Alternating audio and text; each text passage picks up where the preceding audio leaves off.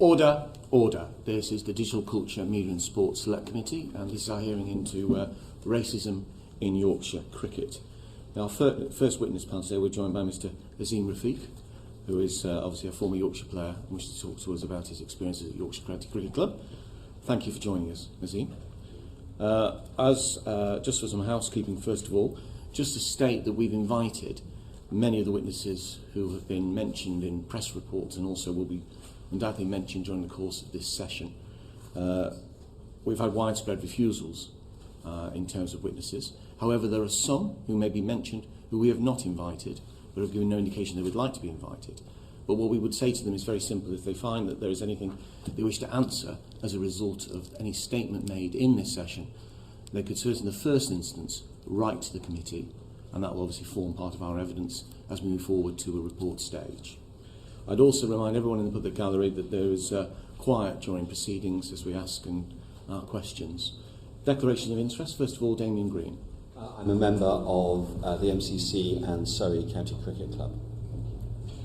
As chair, I declare I'm the chair of Lords and Commons Cricket Club. Also, I attended events as part of the events research programme with the ECB and with Surrey County Cricket Club. Anyone else? Good morning, Mr. Rafiq. Thank you very much for joining us. Good morning. Please just tell us in your own words what you think went wrong at Yorkshire County Cricket Club for you. First of all, thanks for giving me this opportunity to talk about my story and what I went through over a long period of time at the club.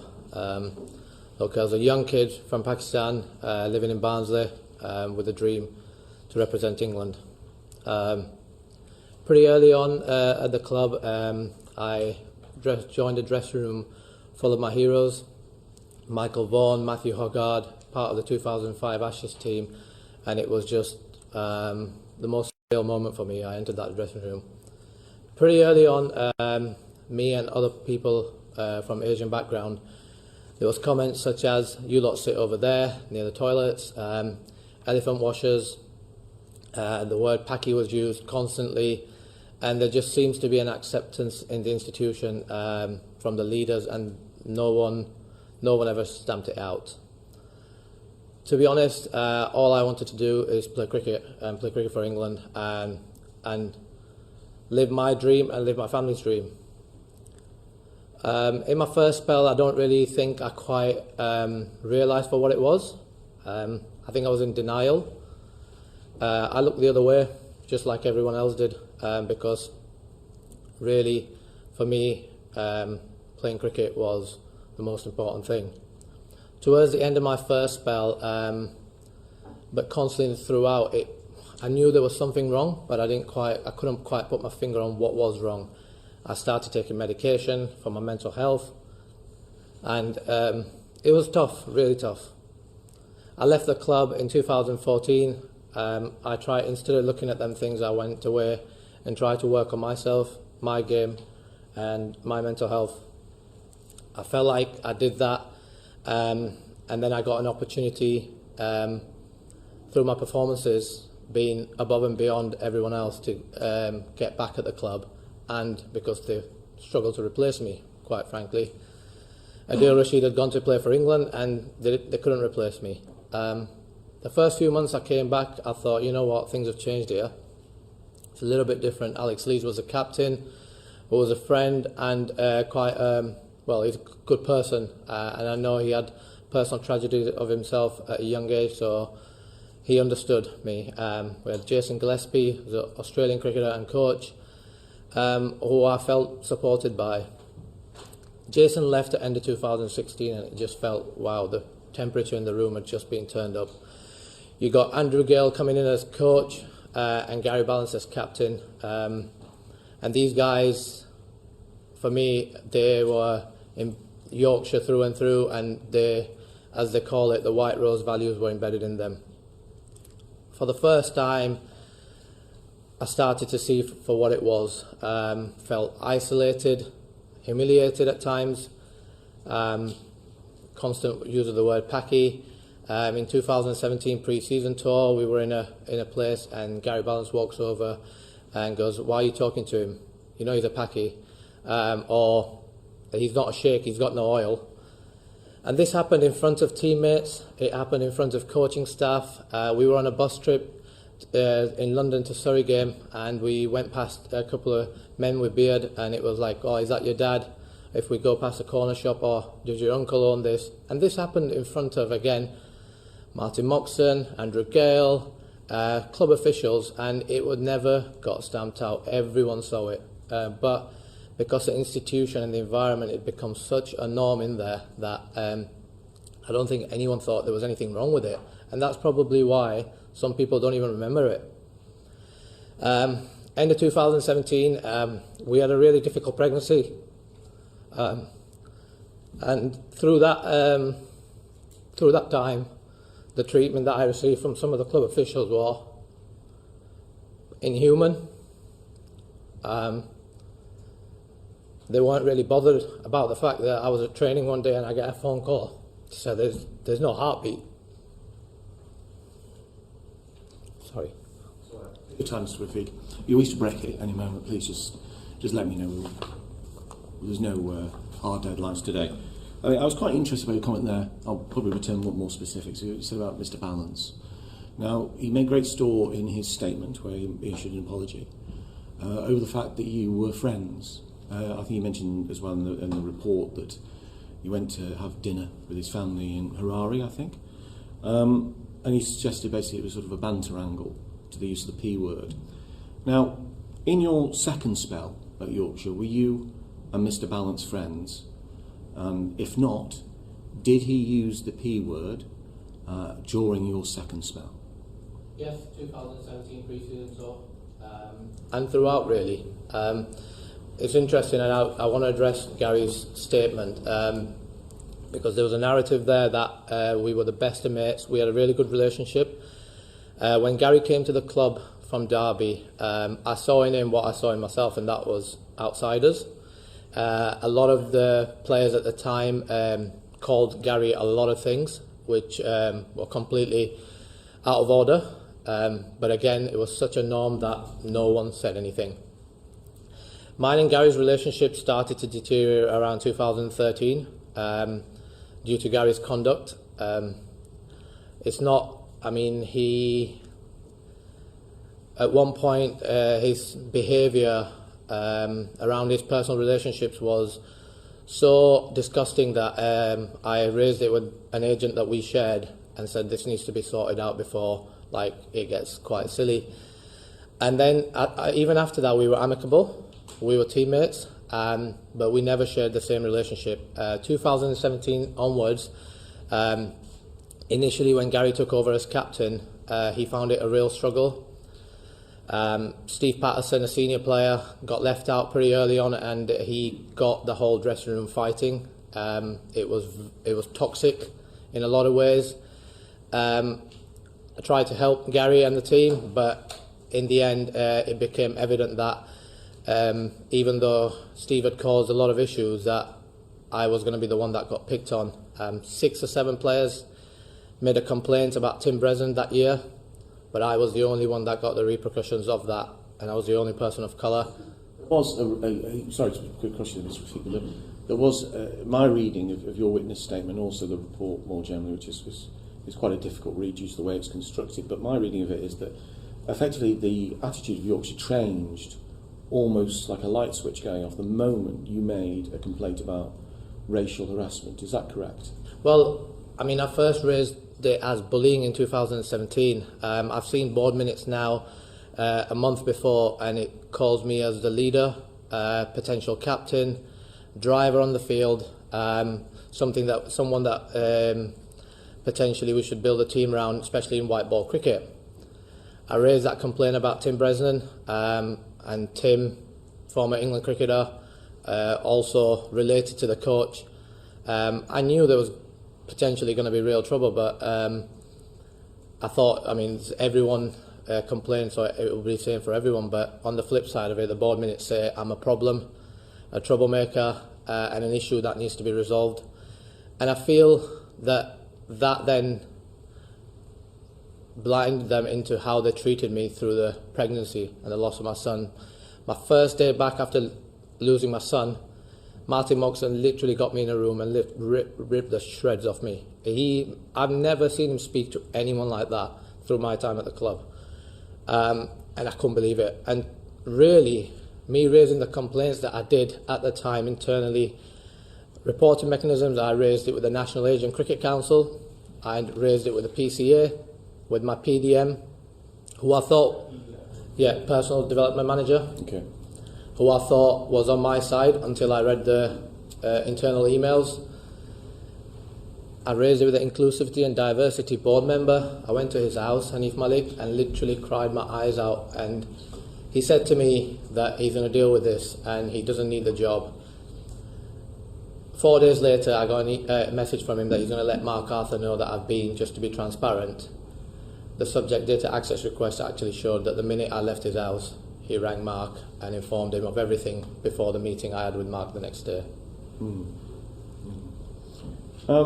Now, in terms of the handling of your complaint, I mean, obviously, there's huge issues there in terms of the internal handling, the fact that your identity was revealed to the individual you were complaining about, presumably, which is against practice. But also, what are your views about the report and the way in which it's structured? Because I understand it was a law firm who Mr. Hutton, I believe, used to work for, conducted the inquiry, and then the panel, which oversaw that inquiry, effectively some members of those had to step down, and 3 members were left. And reading the report, it's a bit of sort of a Venn diagram of stupidity, actually, in the way in which it's structured, because you've got sort of like moments where in which hearsay is effectively given. For example, Zimba is presumed to be racist, while the P word is not. That's an example of the sort of thinking that goes on in this report, and the way in which it also tends to have the panel contradicting the law firm and vice versa. What are your views about how that was handled, and basically, what did you think when you first sort of clapped eyes on it? I mean, I only got it a week ago. Yeah. Seems like some people that had been accused, upheld stuff against, got my stuff before I even got it, and they used the platform at the Daily Telegraph to show the world that. From the offset, what I wanted to do is try and talk about the institution, try and talk about what I went through, and try and present my evidence in a way that it can be seen as, look, there's things that are not right and we can really all learn from it, and what's happened to me has happened. It'll never change. But my aim was to try and see if my experience can help others. Clearly, the word institutional is something no one wants to be institutional racism is something no one wants to be associated with. And I mean, the lawyers, Squire Patton Boggs, having connection with Roger from the offset section of Bad Road, they were brilliant, they were lovely at the start, so respectful, wanted to hear everything I had to say. The panel led by a surgeon, again, as soon as they got my evidence, it felt like they were like, wow, we've got a problem here. And suddenly it felt like it went away from the institutional, and working with the club, they tried to make it about individuals. And that's why, unfortunately, the last couple of weeks, some individuals have had a really tough time. But I didn't present my evidence like that.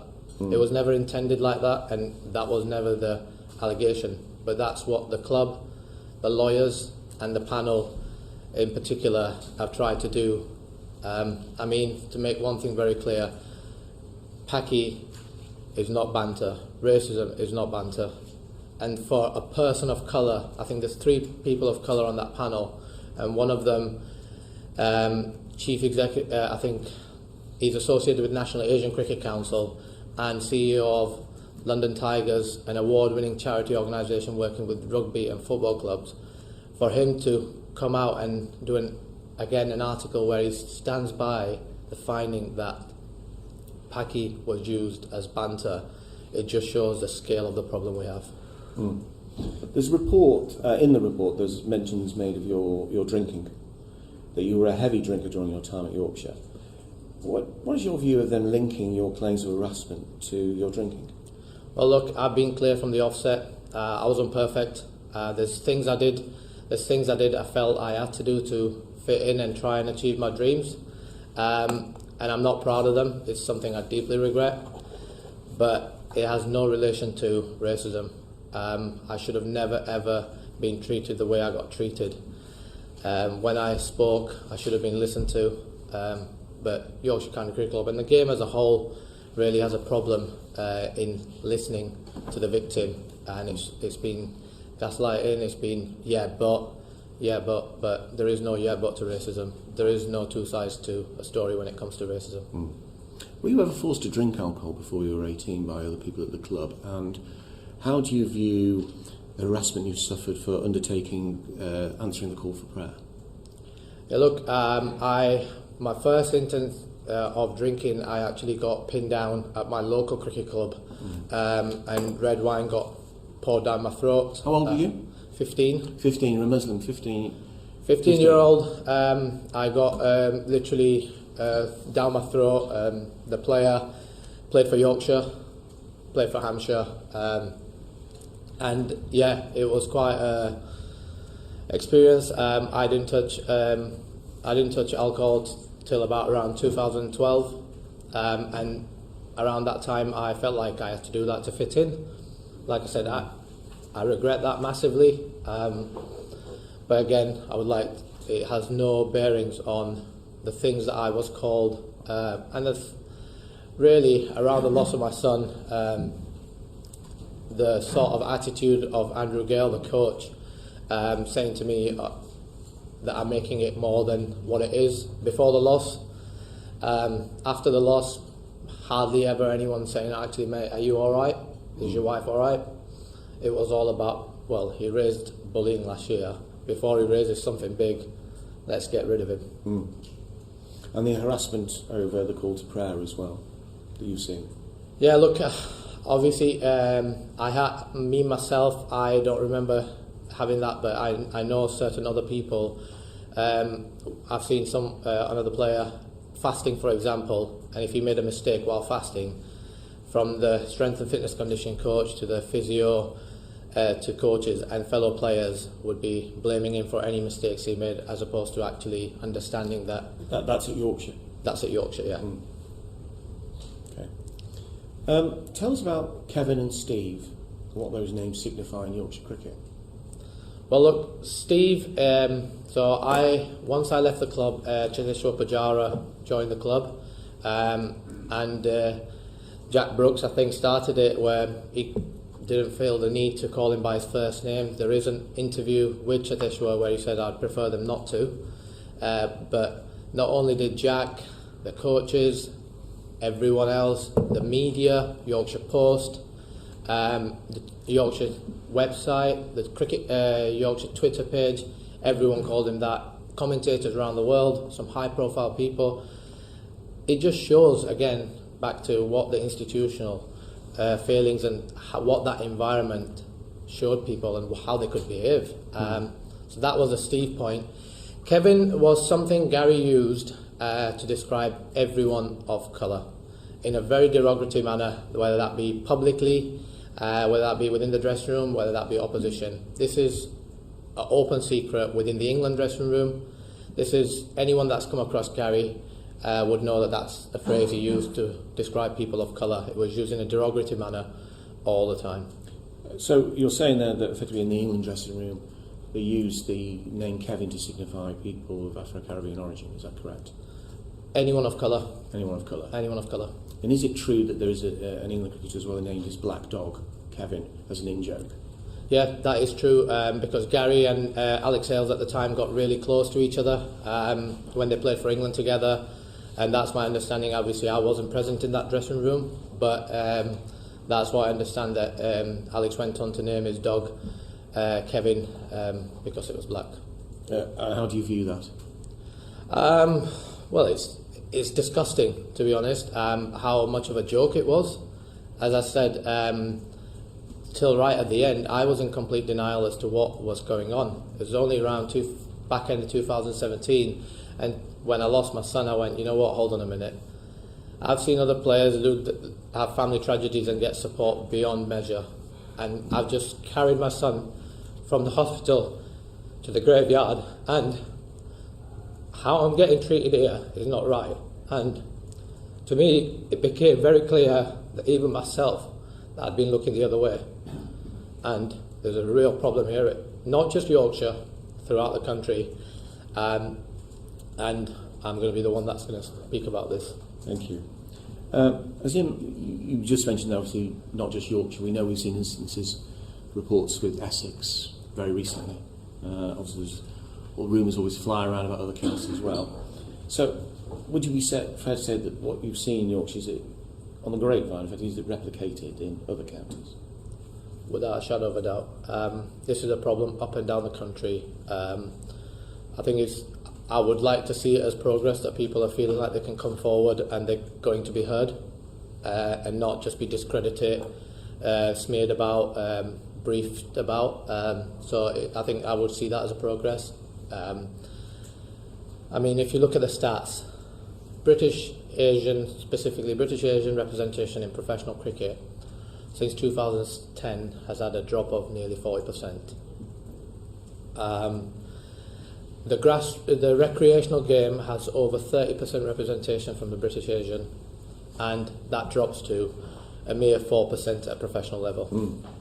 Now, you can do all the PR initiatives that the ECB, PCA, the counties do and tell everyone how great you are, or you can actually look into the problem. Within our community, the problem is not at recreational level, because we love the game, we want to play the game, but when we get to that between 16, 17, 18 and we have to go from academy to professional game, everything that I've spoken about are a challenge. And I would hope some pretty smart people running the game would be able to look at that, but it seems to me that whenever there's an initiative, whenever there's anything, it goes right to the grassroots, because that box is already ticked and they can tell everyone how great they have been.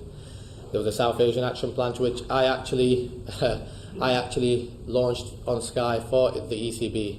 I think it's initiatives like that are box ticking, a lot of tokenism, which is setting us back, and it doesn't really deal with the issue, which is in the dressing room, on the ground, because up to now, no one's felt like they can come forward and talk about it, because when you do, it's all about, well, he's a problem, he's a troublemaker, it's all him. That's very, very powerful stuff. And also, in terms of what you think should be done specifically, because obviously there is that, we described an enormous drop-off when youths, South Asian youths, you end up with I think it was 85%, I believe, of young people at Bradford Park Avenue Nets from South Asian background. And yet, how many cricketers have represented Yorkshire from South Asian background? Recently, no one.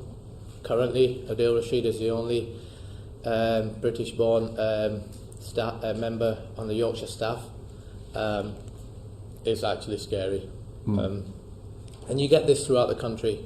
You challenge someone and you get from Birmingham, you say, yeah, well, 50% of our academy is South Asian. That makes it even worse. It's clear the problem's there. Everyone's known it for a very long time. I think it's been an open secret. It's been, as I've seen over the last 15 months, if you speak out, your life's going to be made hell. And there's no doubt my life. I mean, I sat in front of national TV and talked about the dark places this whole episode got me into. And what's happened since then? Denial, briefings, cover-ups, smearing, high-profile media people messaging other members of the media who have supported me, saying stuff like, well, the clubhouse is a life blood of a club and Asian players don't go in there. Getting subs out of Asian players like getting blood out of stone. And then personally, this guy doesn't even know me, has never spent any time with me. He's talking about my personal drinking, going out and socialising. Was that Mr. Pugh in his article? No, that was David Lloyd. He was Right. a massive England. He's been an England coach. commentator, and I found it disturbing because Sky supposedly doing this amazing work on bringing the race to the front, and within a week of me speaking out, that's what I got sent to me, and I thought, oh God, there's some closet racist and we need to do something about it.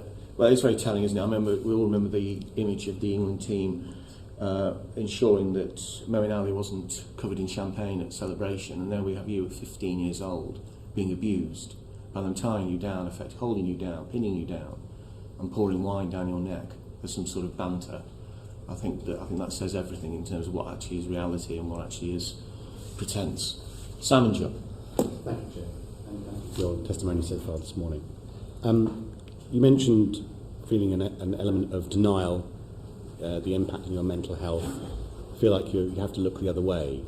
I want to talk about the timing of what you've been through, because you left Yorkshire cricket in 2018, came public with your concerns in 2020. Why that delay? Was that because of the mental health issues you were facing? And what was that like? Yeah, look, at the time when I left, I had, I think, 4 or 5 months left on my contract. I was encouraged to sign a confidentiality form and take a sum of money, which I refused, which at that time would have been a lot of money for me. I knew my wife was struggling. I knew I was struggling.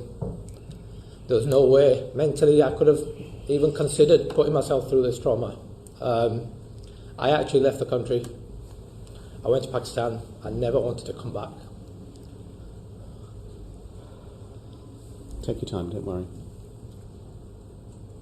How did you summon the strength to do this then? Because you've been exceptionally brave coming forward and saying what you've said. And I know how difficult that would have been, with the amount of media attention you've had and everything else. So how do you summon the strength to do this? I don't know. I've got a bit of Karachi and a bit of Banza in me. I know that the pain that I went through for them few months, no one could ever put me through that pain again. I had an interview about my new business. I got asked a question and I got emotional. I said everything. Even at that point, I genuinely thought that there might be some humanity left in some of these individuals. But no, it was. The initial response was, well, he's not talking about Yorkshire. He hasn't mentioned them. Then it was just all about discredit. I don't know how I've done it. I really don't. This process over the last 14 months has been difficult in a lot of ways, but I've kept putting myself and my wife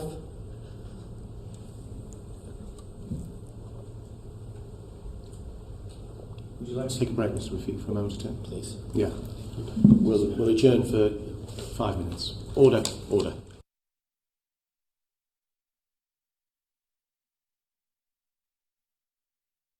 The proceeding is currently suspended.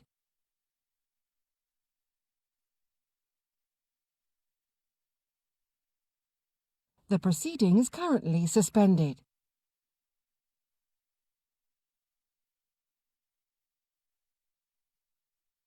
The proceeding is currently suspended.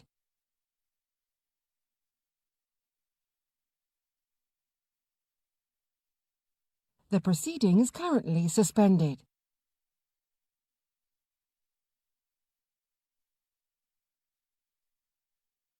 The proceeding is currently suspended.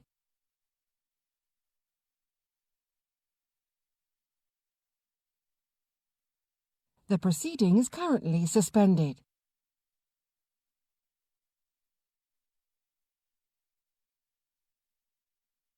The proceeding is currently suspended.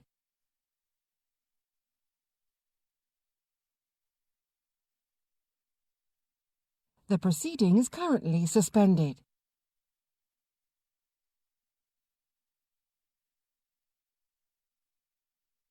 The proceeding is currently suspended.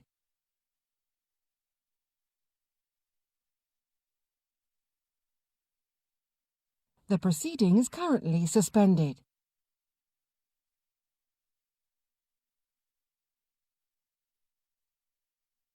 The proceeding is currently suspended.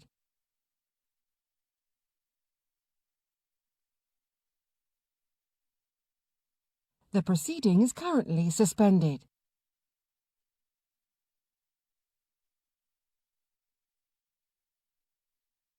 The proceeding is currently suspended.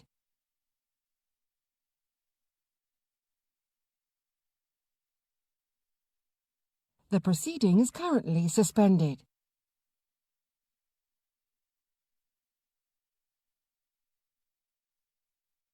The proceeding is currently suspended.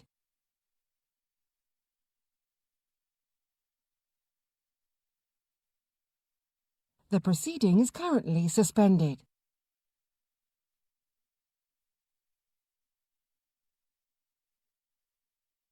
The proceeding is currently suspended.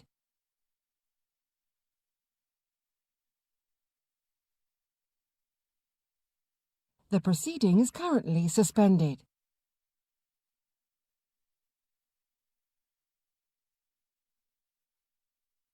The proceeding is currently suspended.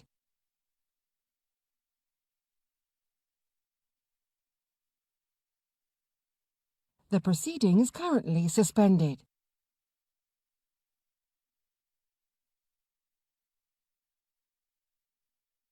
The proceeding is currently suspended.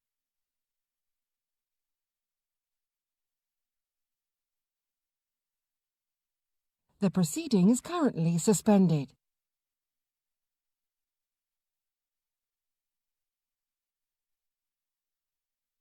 The proceeding is currently suspended.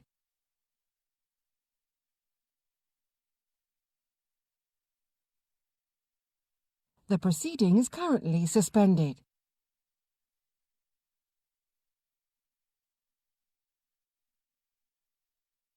The proceeding is currently suspended.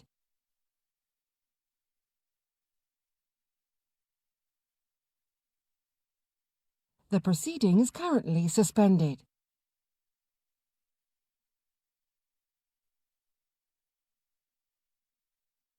The proceeding is currently suspended. Order, order. I'm going to resume the questioning with Simon Jupp. You're very prominent on social media nowadays. We've talked about, with the Chair's questioning, about the response from the media as a whole. How have you found the response on social media to what you've been saying publicly over the last weeks and months? Yeah, interest, social media has been, I felt like, just finishing off where I was, I felt all I wanted was an acceptance, an apology, an understanding, and let's try and work together to make sure it never happened again. When I raised the complaints again, it was a complete denial. I was very lucky, supported by certain members of the press, but in the winter months it became like it wasn't news again, and I felt like social media was my voice, and I felt very determined that I wasn't going to let this go, no matter how much damage it caused me, which I think we'll only find out in 4 or 5 years' time, but I was very determined to become a voice for the voiceless. I had a lot of messages from parents, kids as young as 15, throughout the country. A professional player messaged me saying, "You've just done what we've always all wanted to do but never had the balls to do it." So I felt like I had a responsibility. Look, with social media comes the negative side of it as well.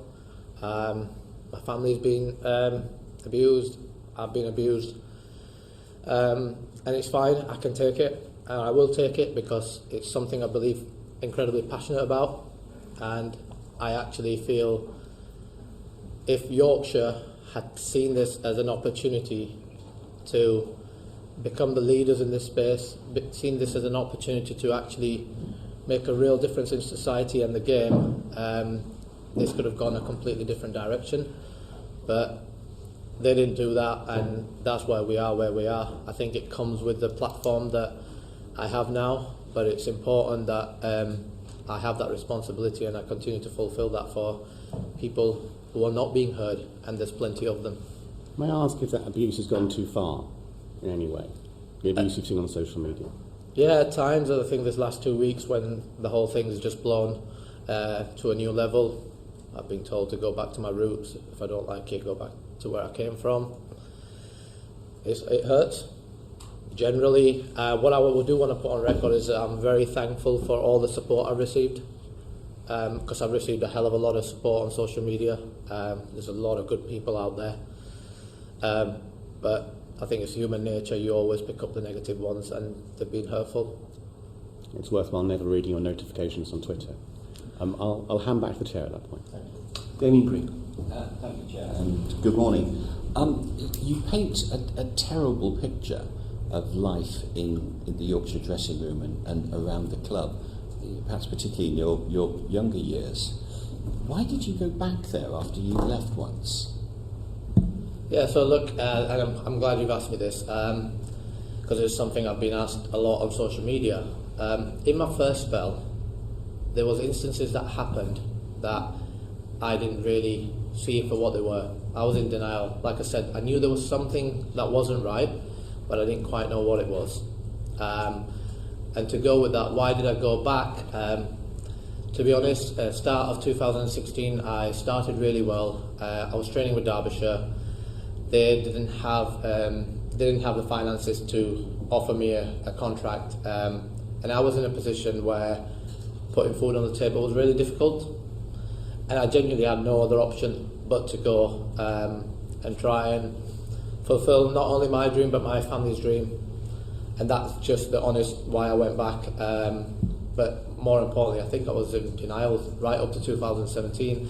And one thing I want to talk about is, for a person of colour to actually start accepting that you're being treated differently because of your race, religion, is actually quite a tough thing to take, because then after that you're always like, why?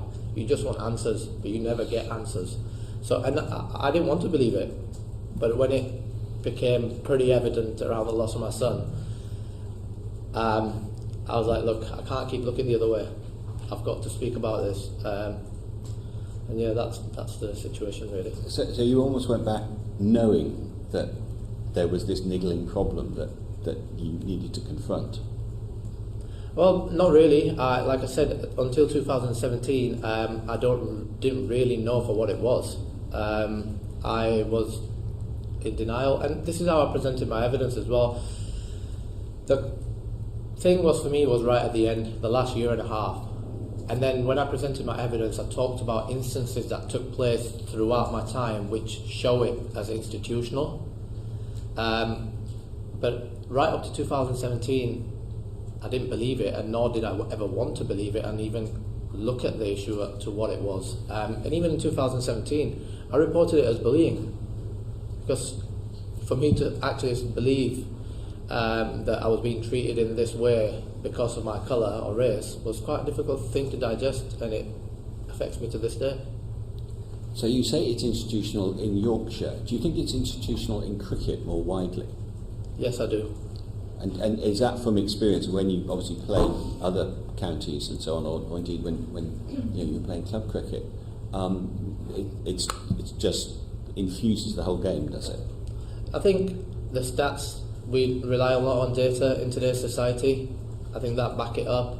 I think other people's experiences now, and I know off the record I have had enough people talk about experiences up and down the country.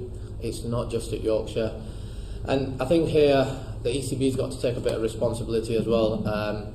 It's all well and good everyone throwing the book at Yorkshire. It is still my club, and whether people believe or not, I still have a sense of wanting to make sure that it's not just everyone throws a book at Yorkshire, because this is a problem up and down the country. And ECB, it's ECB's game. They're the regulators. It's their funding, and I think their actions in the last few years of the T-shirts and I mean even around taking the knee, they were one of the first sporting teams to just stop. Whatever people's opinions is on that, it would have kept the conversation going. So I think ECB needs to take a lot of responsibility, bring a lot of things in-house and stop palming off responsibility to advisory bodies such as the National Asian Cricket Council, because all I see that is just, well, separation, start of separation as well. South Asians can be dealt with them, we'll deal with everyone else. So you think that in other, particularly sort of, if you like, urban counties, to contradiction terms, but you know what I mean, the sort of the big urban areas where there will be a large concentration of young cricketers in minorities, that there is still the kind of casual, unthinking racism that you describe so eloquently all over the place, and that's why the stats are as they are. You think that's the root of it? I think that is the problem, that my experience is not just limited to me. And that is the problem, but that's a problem that ECB, the PCA, the counties have never wanted to deal with. I'd like an answer for that, because they've got enough evidence there to show them that that's the problem. Is it that they've just never really wanted to deal with that problem because they don't want representation from South Asian community on what it really should be from the talent that comes out from there? That's an answer for them. Okay, and one final question, if I may, Chairman, just about Yorkshire. One of the, and I take the point that you want to talk about the institution rather than individuals, but recently Joe Root has said in response to this that he can say that at no stage has he heard any racist conversations sort of in the dressing room or around Yorkshire. Do you find that statement credible? Yeah, look, to be clear, Root is a good man. He's never engaged in racist language. I found it hurtful because Ruti was not only Gary's housemate, Ruti was involved, before he started playing for England, he was involved in a lot of them socialising nights out where I'd been called the Paki.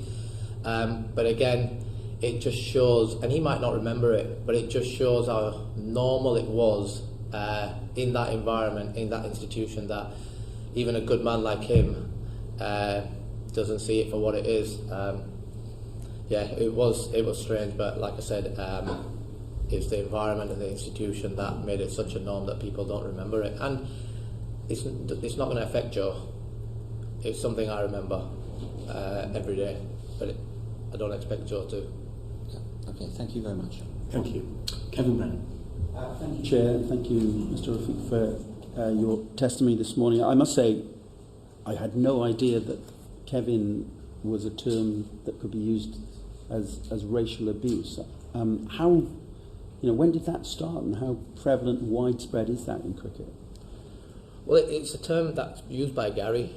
Gary started this term. I don't have a knowledge of where and how, but it was something used in a derogatory manner for people of colour. You mentioned earlier on that Gary Balance was someone who displayed, and the phrase you used, which I assume is a very strong Yorkshire cricketer, white rose values. Did you mean that in a derogatory way when you said that? And what did you mean by that? Well, a couple of days ago, I seen that 14 members of the staff signed a letter to the board a month ago that they should have come out and discredited me and attacked me for my personal behaviours, and that I didn't share the White Rose values. I mean, if the White Rose values means that you're racist, then yeah, I didn't share them values. And look, the institution, whether it wants to accept it or not, there's enough. Imran Khan in '99 talked about it. Terry Rooney, an MP in 2004, talked about it. It's been an open secret. We've got a statement from someone as far as 30 years back. We've had someone speak to us off the record and nearly come forward a couple of times about incidents in '92 that involves people who are coaches now, but they were players then. So if the White Rose values, because I don't know what the White Rose values are, but if it involves racism, yeah, I don't share them. Obviously, Gary Balance has issued an apology about his behaviour, saying it was I think the phrase he used was a friendly verbal attack. What do you make of that? Well, first and foremost, I didn't see that Gary actually apologised in that statement. I wanted to, throughout, like I said, I think this panel and the lawyers and Yorkshire hierarchy have made this about individuals.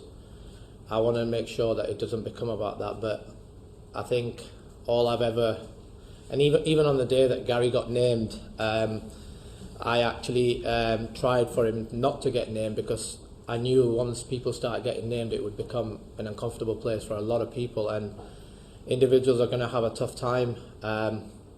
But I think the responsibility here, and for where we are at the hands of Yorkshire Chief Executive Mark Arthur, Martin Moxon, and the lawyers, Squire Patton Boggs, and I think the panel, as people who have read the report, it's staggering. There's a lot of things in there which beggars belief, and I mean, I hope the report can be published so people, not only the people who were perpetrators, but the people who have excused this sort of behaviour can be held accountable. Oh, I mean, on that point about individuals, Michael Vaughan has said, I think he said this yesterday actually, that his reputation is being trashed unfairly. What's your reaction to that? I think it's important on Michael that we don't make it all about Michael. Look, it was a long time ago. Michael might not remember it, as I said about earlier, because it doesn't mean anything to him.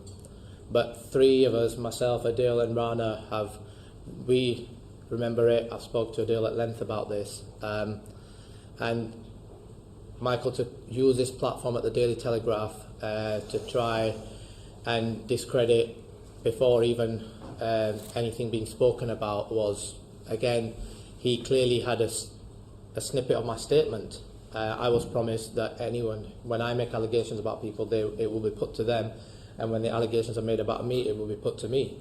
That process wasn't followed for me, so he used this platform at the Daily Telegraph to tell everyone that he hadn't said these things, but then to go on and put a snippet of my statement out and then talk about other things, I thought was completely wrong.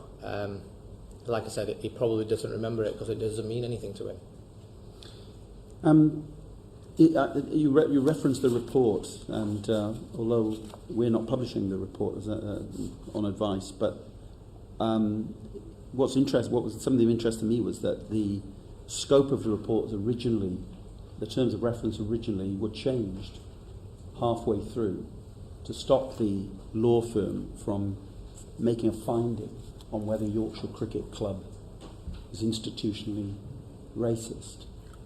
Did you notice that when you read the report, and do you have a view about that as to why that might have happened? It's obviously a question we can put to others as well, but I just wondered what your view was on it. Yeah, I noticed it when I got the report. Interesting, I didn't find out through the process. Throughout this whole process, I think I spoke. I think they had this feeling that, like it happens in generally when someone talks about their feelings and stuff on subjects that are uncomfortable, it's difficult to prove. My Allah's been with me, and whenever the problem's that big at Yorkshire that they didn't even care, and there's internal emails to back up my stuff, there's board minutes, and when I presented my evidence, I felt like straight away there was like, right, we've got a problem here. How do we take it in a completely different angle? And I think that's what they've tried to do. They said for the delays, the law firm, an international law firm, apparently struggled to spell the name Will Quinn properly, and that was the reason for one of the delays. The whole thing is staggering. The panel, the last email we had from Dr. Samir Patak was explaining to us what would happen next. We emailed him. To this day, we don't have a response.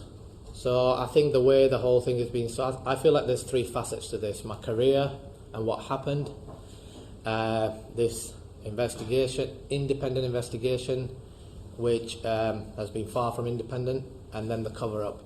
I mean, to say that members of the panel, while this investigation was live, were being entertained by Yorkshire County Cricket Club at the Test match at Headingley, just shows the arrogance of these people, that they felt so untouchable that little old Azeem Rafiq, no one's going to believe him, and will just discredit him. Can I just finally ask you, and you may not be able to answer this because I realise I'm talking about a third person, but one of my constituents wrote to me and said they've been writing a book which has a chapter on the subject of discrimination in sport and cricket, and that one of the people they interviewed was your sister Anna, who does work for Leicestershire, or has done work for Leicestershire Cricket Club. Have you spoken to her about the work that she's done there, and I suppose my question is there evidence through that work of this being a much wider problem in cricket? Well, my family didn't know what I was going through till last year when I did the Sky interview. They weren't aware of it.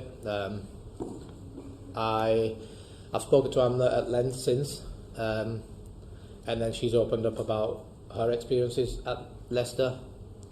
And I have no doubt whatsoever this is a problem up and down the country.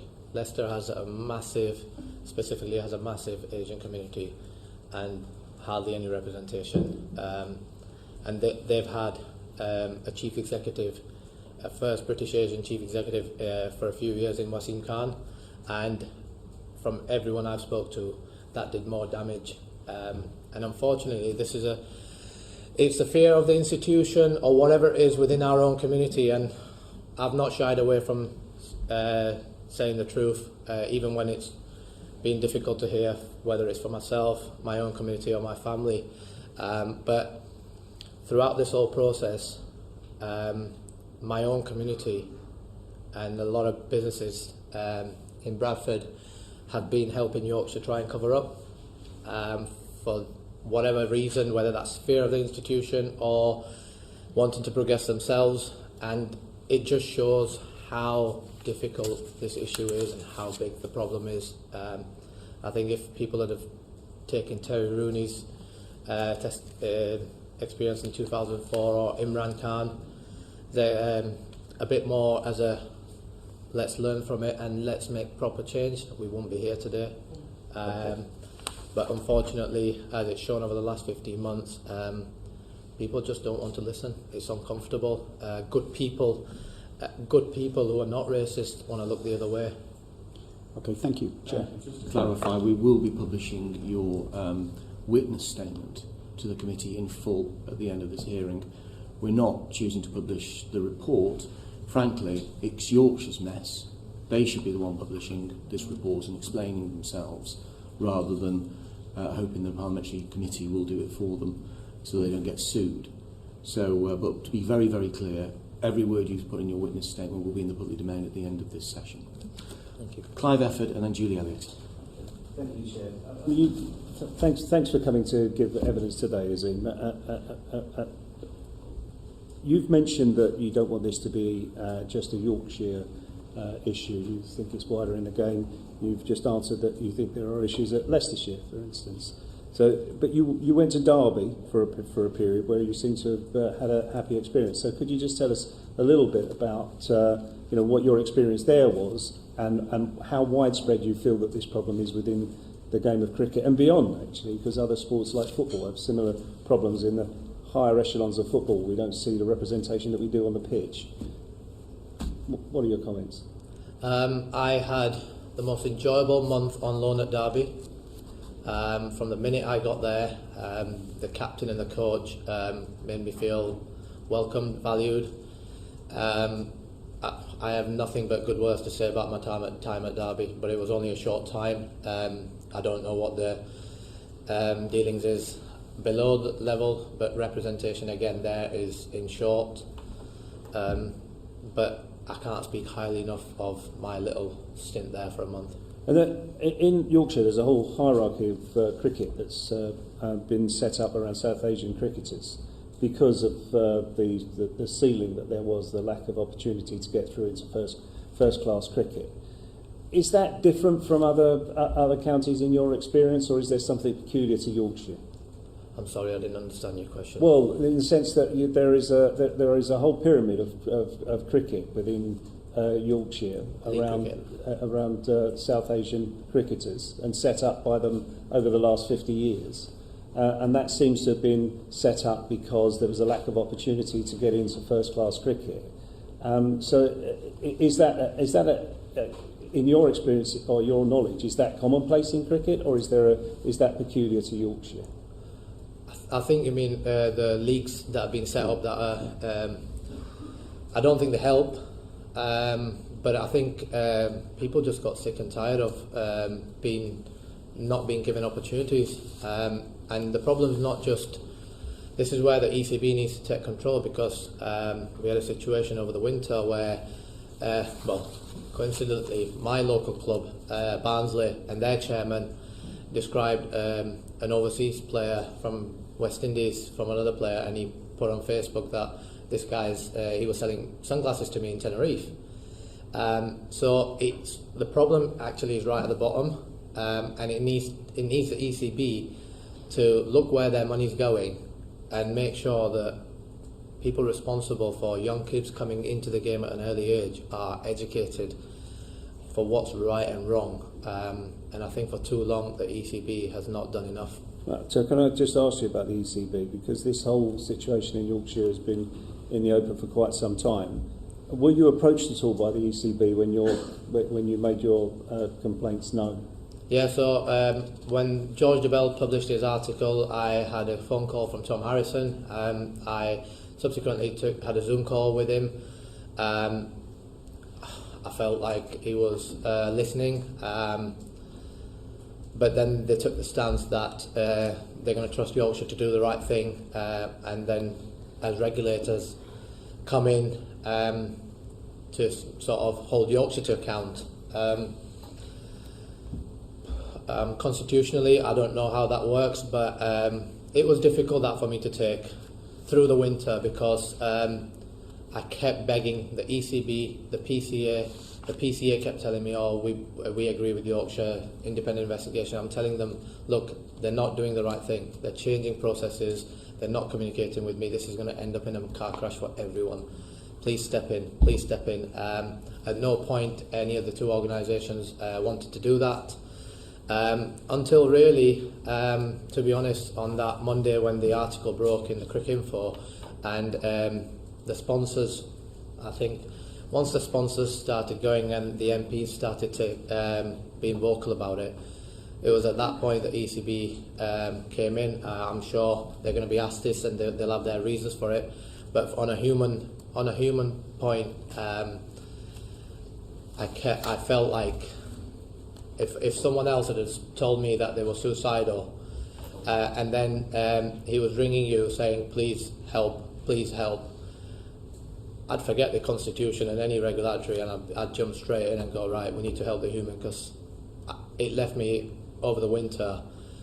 There's been some really dark moments, and at one point the PCA, they actually called the police and reported me missing, which was like, I mean, I'm sat with my family and I get a phone call saying, "Oh, you've been reported missing." I'm like, and I didn't feel like that was somewhat, they did that because they were concerned for me or worried about me. I felt like that was done to tick a box just in case I killed myself, and they can say, well, we did what we could do. So can I just clarify, you were in regular contact with the ECB after the publication of the article, and you were making it clear to them what your emotional state was, and there was a failure there to intervene. Is that your... I wouldn't say regular, but I made it very clear to them several times through the winter, but I was in regular contact with the PCA. I found the PCA stance as Professional Cricketers Association incredibly inept. It was, oh, we've got members on both sides. I was like, so you're protecting the perpetrators, and you've no interest in where this is taking me. Throughout, PCA kept telling me, once the report comes out, we will support you, we will stand up for right, and we'll make sure this changes. Once the report comes out, they said, we've got no powers, we'll just push the push the ECB. So again, an organisation that really should have been there for me and supported me, left me on my own and fight on my own. And the inquiry the investigation, there were a lot of people who didn't respond to invites to give evidence. Why do you think that was? Fearful, not trusting Yorkshire. They know they've done wrong, some of them. Lawyers, I think it's, the list could go on. I think that's for them to answer why they didn't play a part. But the way this investigation was done was, best described as shoddy. Like as I said, an international law firm. I found staggering when I heard that they couldn't spell Wilcoin properly. They've not contacted, to this day, they've not contacted Tino Best, Rana Navid Alasan, who publicly came and backed me.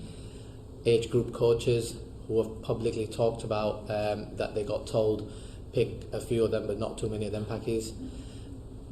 Supporters have wanted to come forward. They've all had to go through HR at Yorkshire, which is, her behaviour in it all again is not really an example that needs to be set for young people moving forward. So it's been done very shoddily, and yeah, I think people who have declined to play a part, they need to answer why. So do you think that Yorkshire at all made an attempt to reassure those people and get them to give evidence in this process? To be honest, I don't know what Yorkshire's done. I think Yorkshire throughout has tried to discredit me, brief about me, be in denial. I don't think they've had any interest. And even as we stand now, Mark Arthur resigned, and the resignation had no remorse. It was more a CV about how he'd signed a catering contract at Headingley, which again just shows the attitude of these people. Well, let me put it another way. Do you think the treatment of you was likely to encourage other people to come forward and participate in the investigation? I think now, possibly, but for a long time through the 15 months, no. Why would you?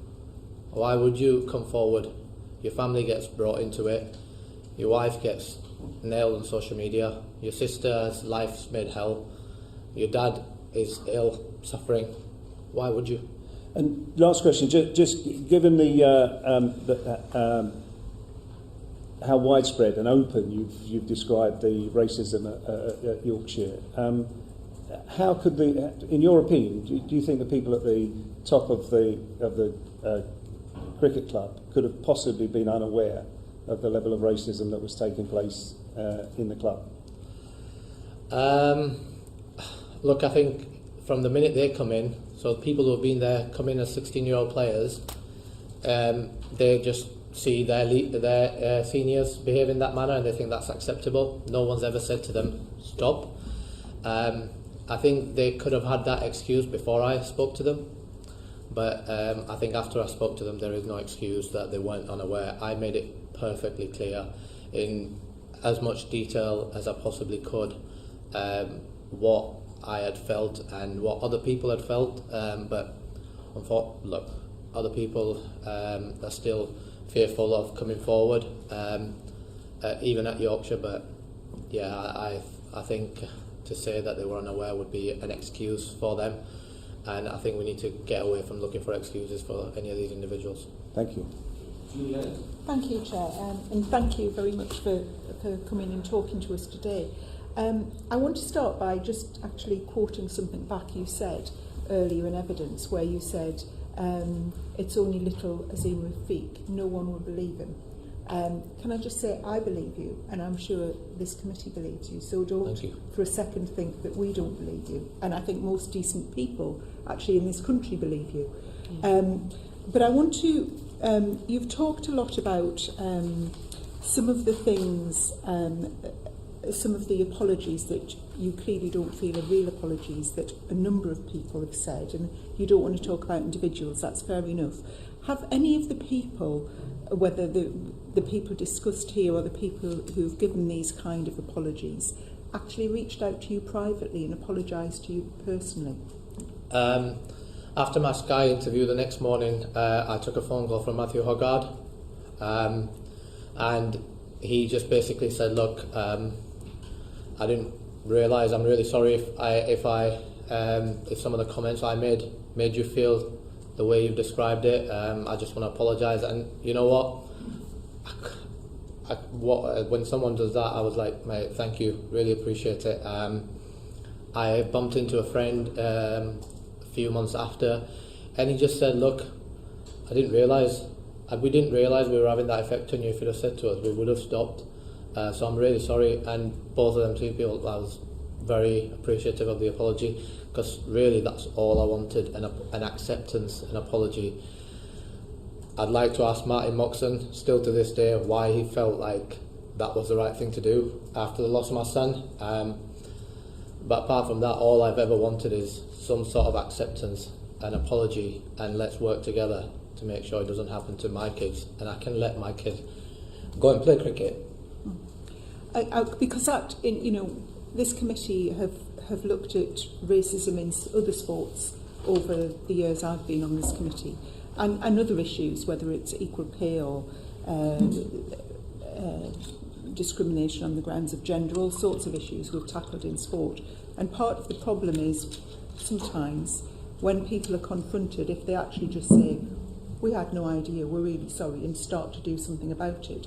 But from what you've been saying to us today, in general, that has not happened, really. People have not, they've known, and tell me if I'm describing this wrong, but my interpretation of what you've been telling us is they've thought, oh, we've got a problem, and that sponsors are disappearing, people are looking at us, but not actually acknowledging that they've got a problem in the way they've been behaving, and at a senior level, the way they've been managing cricket. Is that right? Have I got that right? Yeah, that's it really. I just don't think the game wants to listen, and that's the wider game.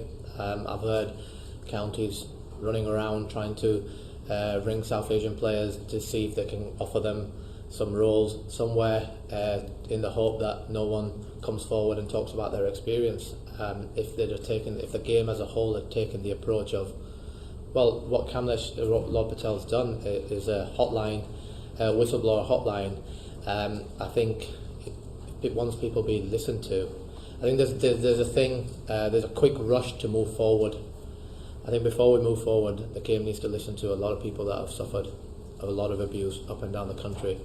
And I think till it starts listening to that and hearing it, as opposed to going, yeah, but we can't move forward. And I think that's the first step towards it, what Lord Patel's already put in at Yorkshire, and I think I would encourage every county and the ECB to do the same. You're absolutely right. And can I just contrast the way you've been treated at Yorkshire cricket compared to your everyday life? I mean, we know there is a problem with racism in our society. Thank goodness I don't think it's anywhere near what is going on in cricket, but there is a problem. Can you just contrast, your everyday life compared to what you've experienced there, what you've experienced in everyday life? It sounds to me as if this is in a completely different league. None of it's acceptable, but is that a fair assessment of where we are? Yeah, look, my everyday life for as long as I've known it's just been cricket. It'd be difficult for me to compare, but I think cricket and professional sport in general, it's a lot worse than society. Again, the thing that I hear a lot is, yeah, but it's a societal problem. Cricket is part of the same society. If we make changes within cricket, we're making changes in society. It's such a cop-out to go, yeah, but it's a societal problem. Every one of us is responsible for the society that we live in. So instead of palming it off to other people, if we look and actually, cricket is where I was, cricket is where ECB is, instead of saying, oh, it's a societal problem, we need to sort that first. No, let's sort out where we are every day, and hopefully that will have the impact in society in the long term anyway. And finally, you've mentioned the PCA a few times, who should be there to protect you and give you advice and support. What do you think's gone wrong there?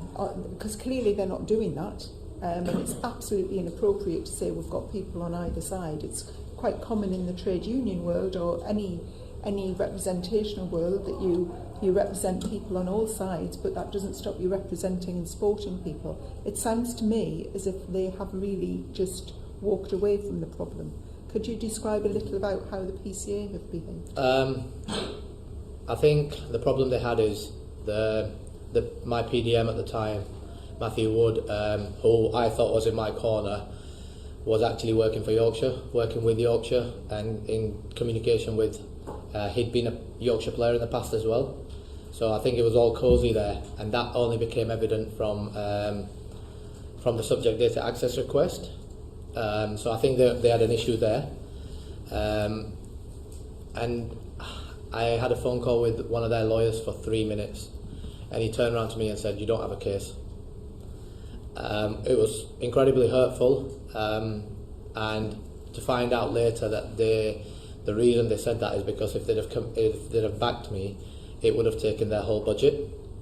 I would have rather he said to me, "Look, we can't afford," as opposed to saying you've got no case, because that's what it made me feel like is no one believes you. We don't believe you. We believe the PDM who I thought was a top man, but obviously, like I said, what you see at the front and what's happening behind the scenes, and the subject data access request was actually, it was probably an eye-opener for me as well. Even I didn't realise how bad it was happening behind the scenes. When I spoke to them, I tried to tell them what I was feeling. I had no proof. But when we started getting the proof, it's like, wow. I mean, Inclusivity Diversity Board member is talking about how to brush it, deal with it. There was literally no interest in actually dealing with my allegations, and I think that's very clear. As bad as that report is, I think the one thing that is very clear in that report is how, I think the words are, they were dismissive of my allegations and wanted to wash their hands off me. Thank you. Thank you, Chair. Hello, Azeem. It's a horror show, isn't it, what you're describing?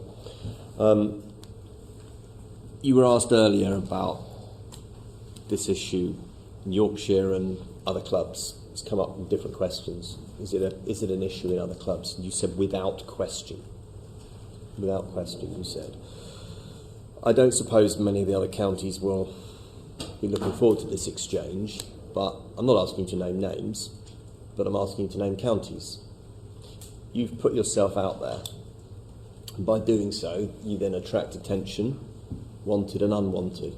You also become a place around which people can feel they can talk. Have other players from other counties been in touch with you to say, yes, this is exactly what I'm experiencing too. I thought it was just me. I thought I was blowing it out of proportion. Some of the stuff you've said to us this morning. You said it's without question a problem anywhere else, so can you tell the committee about that? Where? Yeah, look, I've had messages from people who have played at Leicester. I've had messages from a guy who played at Middlesex. I've had messages from people who played at Nottinghamshire. So I've had messages from quite a few. Some people obviously are still pretty scared for them to talk about it. Some still say, should I have called it out? Is it racism? I don't know. I think the one recurrence is the word Paki was used a lot. Right. I think that the gentleman that spoke recently about after 9/11 being called a bomber. Maurice Chambers spoke out from Essex yesterday about misfielding and fielding drill and saying it's a black thing. Eat this banana, you fucking monkey. Stuff like that. It's pretty clear. It's there. Some people are still pretty scared, and they are at the really early stages of their career. So some people are pretty scared, but some people are on an earlier stage of the journey. You said, is it just bullying? Am I blowing it out of proportion? And then eventually you realised what it was. So do you find that you've become a bit of a mentor to others then, who are saying, maybe it's just bullying, maybe I've got this wrong? Are you then able to talk to them and say, well, does it sound familiar? Is it eerily familiar, the thing you're hearing from those clubs you've mentioned? I want to become the voice for the voiceless. I want to try and help people that are suffering this without it getting to a point where it's got for me. I want to help young players coming in the game getting them ready for the challenges, but actually counties to change the environments and cultures so these people can achieve their dreams. My dream, I wasn't able to achieve it. I've tried to stay away throughout the process in talking about my cricket, but it was, I think with the stats and stuff around 2017, it was pretty clear that I had the ability and with my captaincy skills to go right to the top, but these instances, these experiences really weighed down on me, and I think the last 15 months will show that I can deal with a lot from the outside, but when it's the inside, it eats me and it kills me. Some of the things that have hurt me the most has been the PCA, who I thought would be in my corner, certain members of the South Asian community. So yeah, I think it's important that now that I have been brave or stupid, whatever you want to call it, to stand up to an institution and hold them to account, I want to try and help the young lads who are wanting to achieve their dreams prepare better, but hopefully we can actually get the institutions to change so they don't have to, they can be respected. So then on that thought, you gave the stats earlier about the youth game into the professional game, and I mean they're striking, aren't they? They don't lie. Obviously, there's a tragedy for all those individuals who don't go from playing pretty good youth cricket, showing great promise in practicing, to playing professional game, and they've missed out on that. But so have you, right? Cricket is not my game. I don't know a lot about the game of cricket, but I know you were a good cricketer. So what does the England cricket club, the England cricket team, for instance, what have they missed out on from not having your services and not having the services of all those thousands of other young boys and girls who maybe have been put off and not gone through to play and achieve their potential? What have we missed out on? How many more Ashes might we have won? A hell of a lot of talent, a better representation of the country. Yeah, I think missed out on a lot, really, to be honest. There's a lot of cricketers, a lot of Asian cricketers that have been subject to this, and not just Asian, black cricketers as well. I think the representation of black cricketers within professional cricket right now is actually worrying from where it was, and I think the game, ECB, really needs to look at that and start doing something tangible to make them changes as opposed to some PR initiatives. Yeah, okay. I'm just going to come back to the personal finally, but just because I was asking you about other county teams, and you've become a rallying point for people to contact you, and you named a few counties from which people have contacted you. Have young people in other sports been in touch with you to say they recognise what you've said? Not young people. I've had people from other industries in different lines of work. I got an email from someone who works in for a big utility company, and the similarities were just same. It was all just the same, but I've not had young people from other sports. What about other sports, men and women playing elite sport? No, it's not something I've not heard from other sports, but like I said, I don't know how big the story has been or people are aware of it in other sports. I know when I was playing cricket, I didn't really know about anything else that was going on in the world.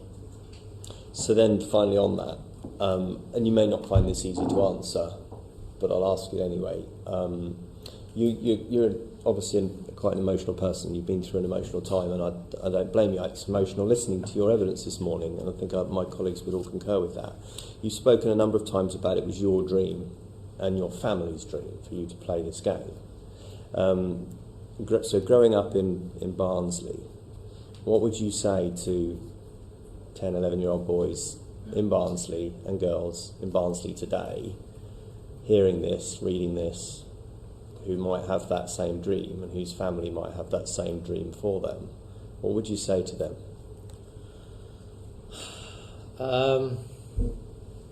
This is why where we've got to is quite difficult, because I can't even imagine as a parent hearing me speak now why I would ever want my kids to go anywhere near the game, and I don't want my son to go anywhere near cricket.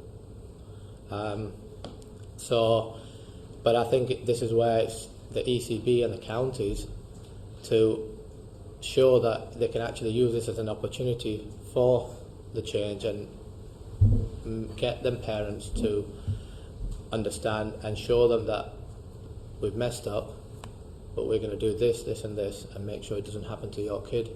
But as a parent, if I was a parent, I would say keep an eye on your kids, keep an eye on them, because this is reality. As a parent, I would not let my kid go there and just leave them at the hands of these people, because I think it's pretty clear in professional sports and other issues as well.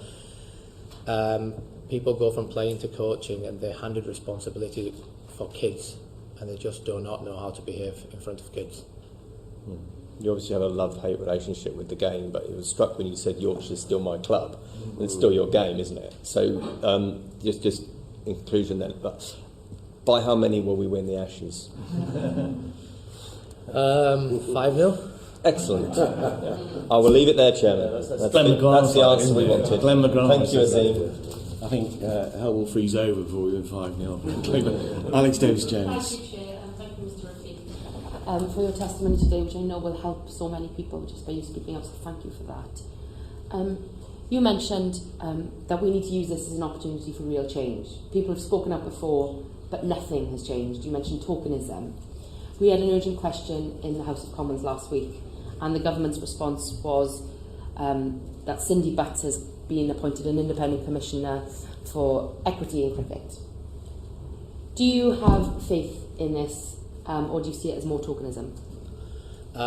So I spoke to Cindy a few months ago, and I said to her, look, I'm going to encourage everyone to come and tell you everything, because you need to hear it, because I want you to hear the experience, and then you'll be judged on your actions.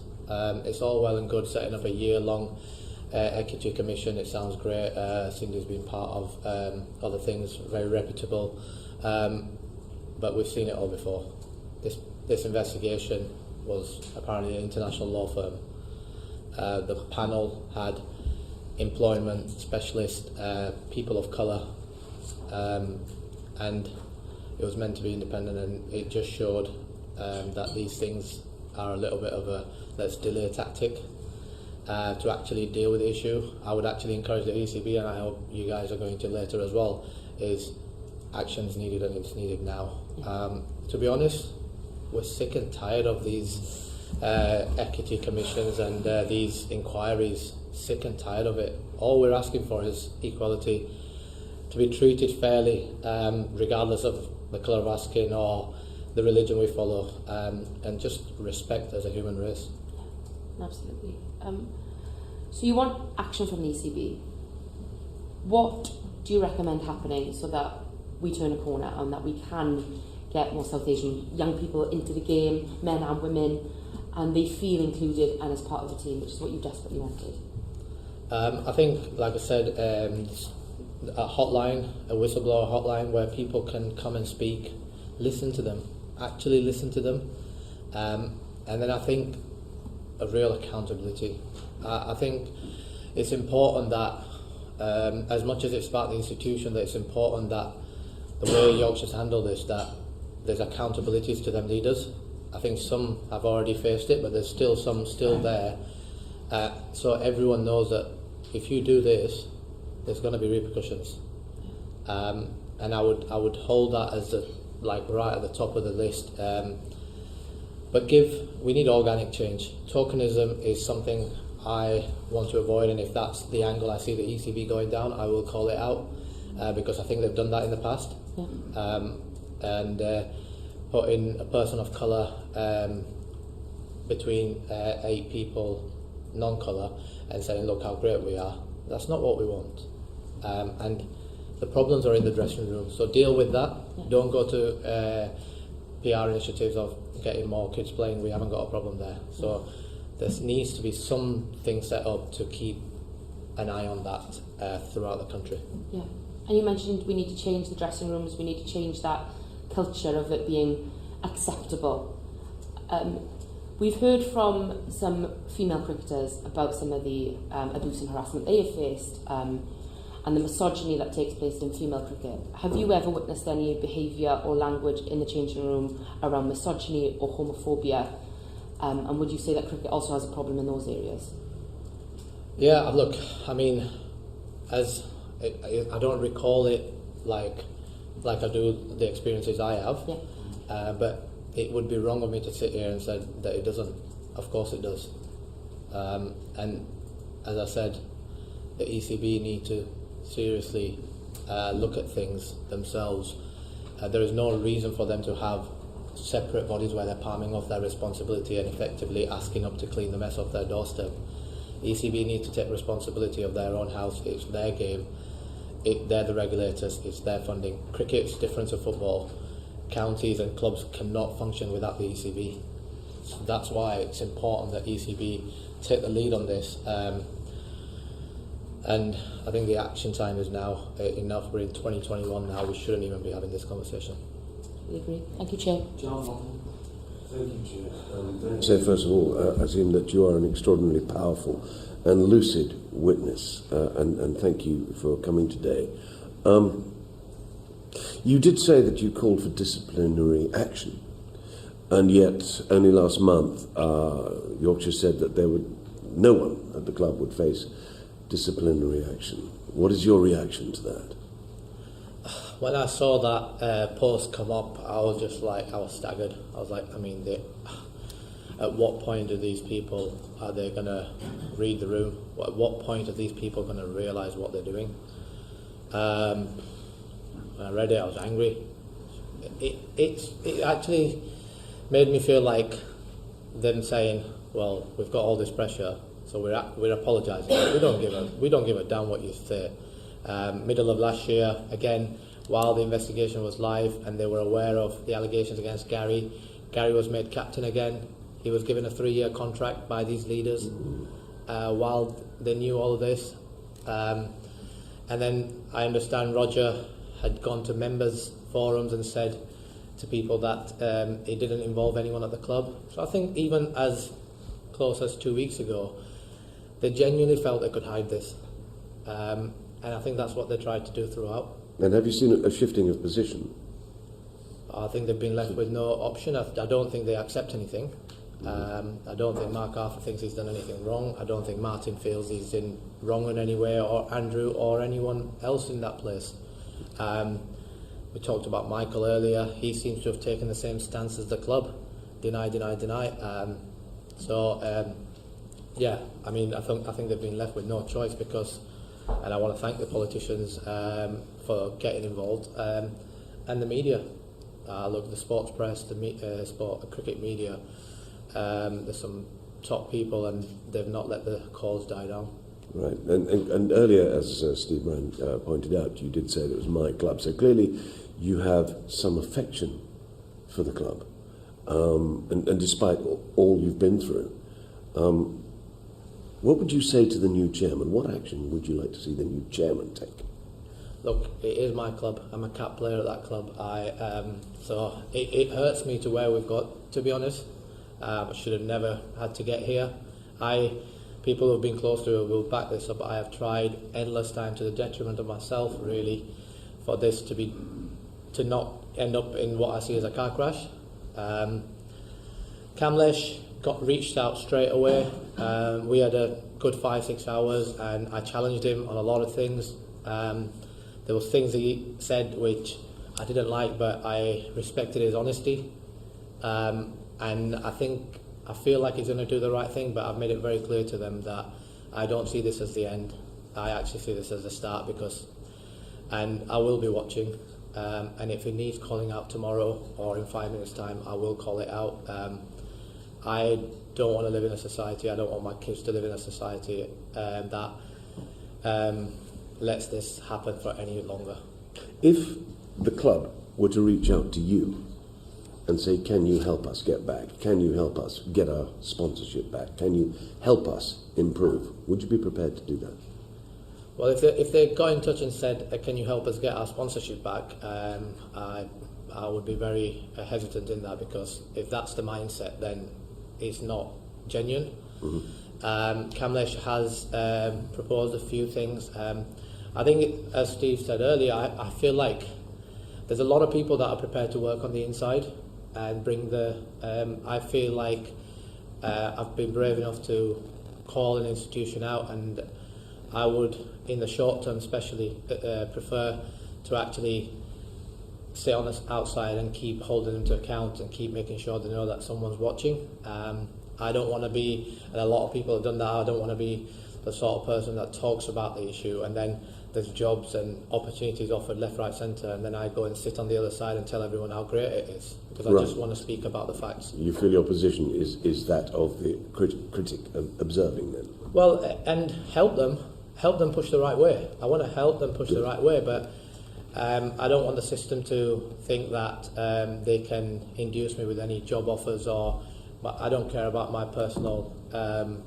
I think that's pretty evident from the last 15 months. I couldn't give two jots what I do in my life. I've been brought up in a way where morals and values are a lot more stronger to me, and you know what, in 5 years' time, if no one wants to give me a job, that's fine, I don't care. But if in 5 years' time there's more kids playing the game and we have a game that is a lot nicer, then I'll be very proud of what I've done.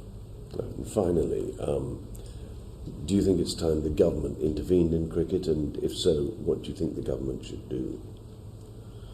I mean, I think it showed the power with the last couple of weeks with politicians intervening and the government intervening, and I think it's important that government watch over this as close to it as I am, because I think it'll make a big change in society. I really do. And we all love cricket. Well, the ones that do. We just want... I love it, I just don't understand. All we want is the game I grew up watching, or what I thought the game to be. We just want a nice game for everyone, and that's regardless of race, gender, any other things. Thank you. Thank you very much, John. And finally, John Nicholson. Thank you very much, Chair. In a morning of very striking testimony, one story has stood out for me, really, and it's the story you told about being 15 years of age and an older man pouring red wine down your throat. Did nobody, first of all, was anybody else there? And secondly, did nobody intervene when that was happening to you? Yeah, we were in a car. I've got a witness that was there who's corroborated the events. Quite frankly, no one did. Looking back, to be honest, and talking about all these experiences and the question about why go back and why not raise it earlier, I'm angry at myself for looking the other way. I just, clearly I wasn't strong enough.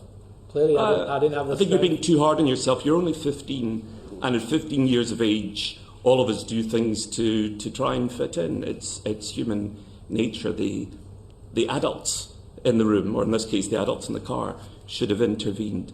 There are lots of scoundrels in the stories that you've told us today. Are there any heroes? Can you think of people who've stood up for you? Look, Tino Best, Rana Navid, Tino especially, been involved in media, coming out and publicly backing me, could affect his future. Rana, he's a coach now. And at the time when the bullying was happening, did people stand up for you? Look, no. Nobody? Nobody, and I've talked That's about... extraordinary. So you're in the changing room, feeling isolated, subjected to bullying like this, having wine poured down your throat, as you told us, all the other things you've told us, and you can't remember a single person who stood up for you. No, and I think that's the institution. You had people that were openly racist, and then you had the bystanders, and a lot of people watched it happen, and no one felt like it was important, or because it was such a norm that no one felt strong enough to actually stand up and go, no, what you're doing, stop. Do you think class was an issue as well as race? To be honest, I'm not sure on that. Because it's quite a posh game, isn't it? We know that you're more likely to play cricket if you go to public school. Scotland public school is school for the public, but in English, in the English use of the word, posh private school, you're more likely to end up, aren't you, as a cricketer if you go to one of those schools?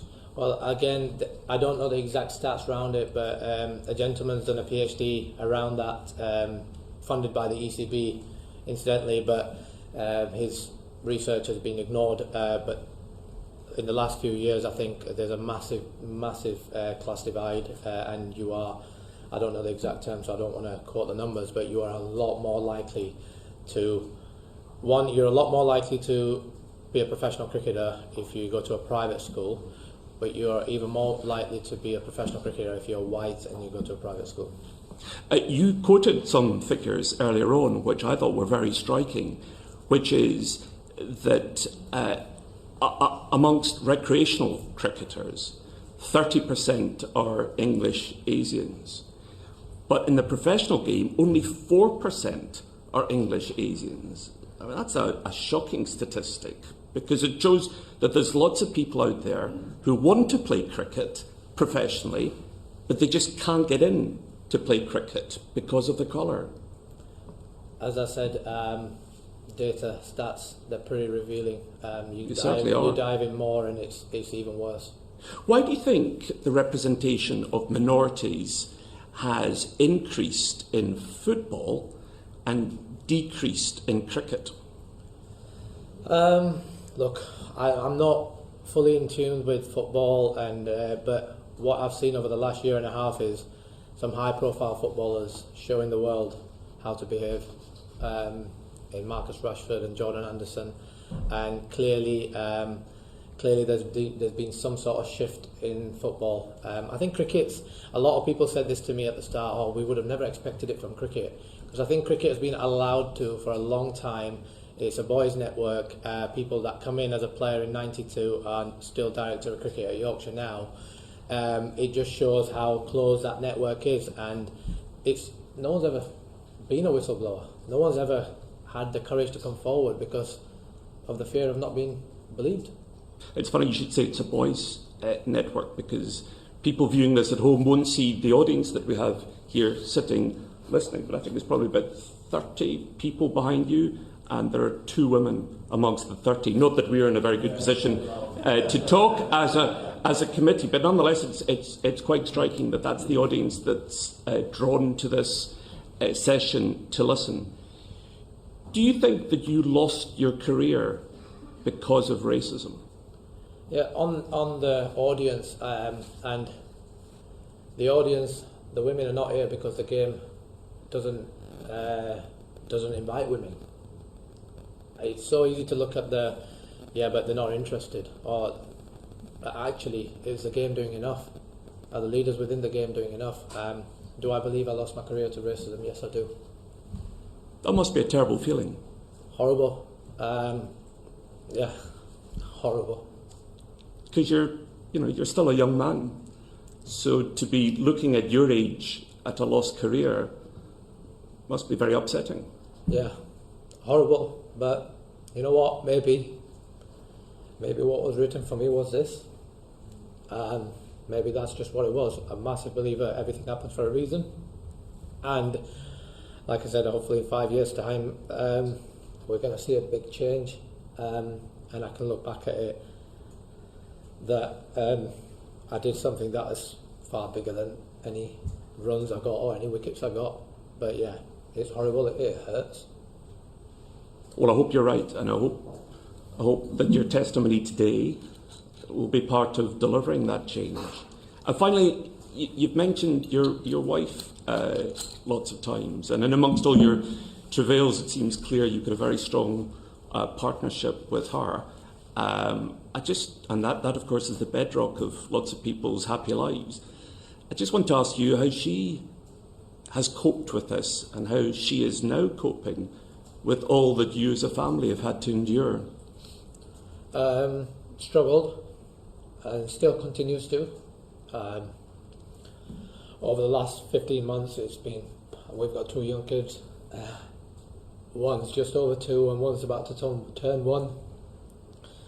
And they've not had a dad really, because all I've been worried about is Yorkshire going out to discredit me, and how I'm going to deal with it, and dealing with lawyers, dealing with press. So yeah, challenging, but I just hope today provides some sort of closure, and I can treat her for what she deserves. Thank you. Thank you, John. Thank you, Azeem. It's been very interesting and very powerful today.